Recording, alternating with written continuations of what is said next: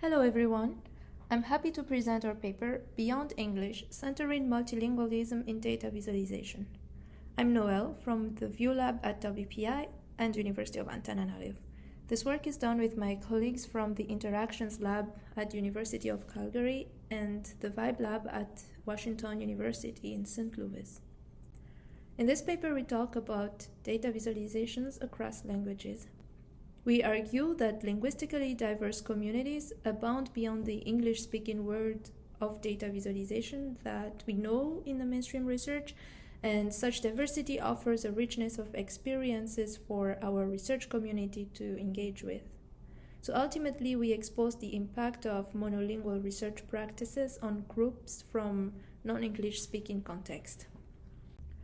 We illustrate that with an example case on the use of non-English languages with data visualization reasoning, and with an humble call for actions that we can take towards more linguistically inclusive practices.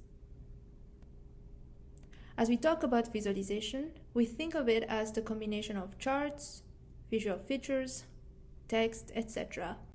And when we say across languages, we mainly focus on the language, such in descriptive text, human-readable captions, all necessary to interpret or communicate with data visualization.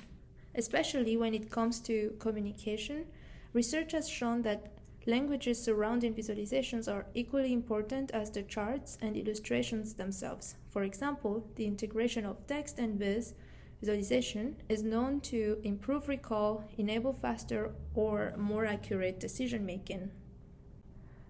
So the intriguing challenges come up when we consider that many, if not most, studies examining the effect of integrating charts and text have been conducted in English, involve mainly English-speaking populations as both the researchers and participants, and are published or disseminated mainly at English-speaking venues.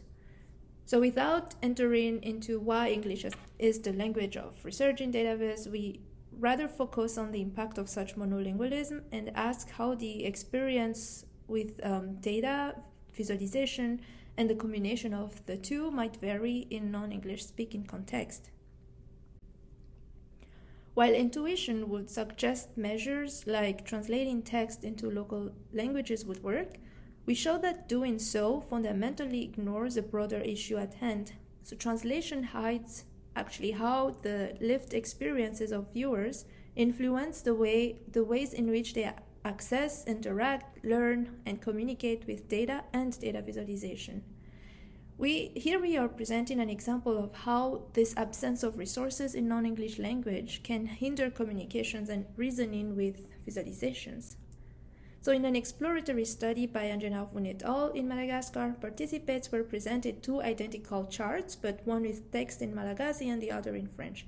They are then asked to verbalize their takeaways and describe their strategies for answering low-level tasks such as finding a max value on mouse, hover, or click, etc. And to do so only in French or in Malagasy. We note that in this context, Malagasy and French are the two official languages known by the participants, and French is the de jure language of instructions for anything about science or anything related to technology. So in the study, participants in the French version were able to complete the study and to report their different insights, whereas the participants in Malagasy not so. There was a lack of affordance of the language for data and charts, and that was noticeable, and that posed challenges in verbalizing experience, the takeaways, and the data reasoning by the participants. Another aspect of visualization that's impacted by monolingual research is visualization literacy. Literacy is gaining attention, but most approaches for testing or measuring it in current literature are in English, and they assume underlying qualifications of the test takers that are not always inclusive of those from non-Western context. For instance, they require fluency in chart namings, or the test items are mostly sourced from Western cultures or curricula. So where is the harm? The case we highlight here is likely common to communities speaking more than one official languages. And the harm is that This lack of language affordance, the challenges in literacy, they already tell our community who get to participate in and benefit from visualization research. In many cases, depending on the purposes of the visualization, the represented, which are often marginalized populations, they are rarely involved and may not even be able to meaningfully interact with the information due to language barriers. And when that happens, then we believe that all claims for generalizability of result will simply perpetuate the adoption of culturally non-adopted approaches. So what can we do?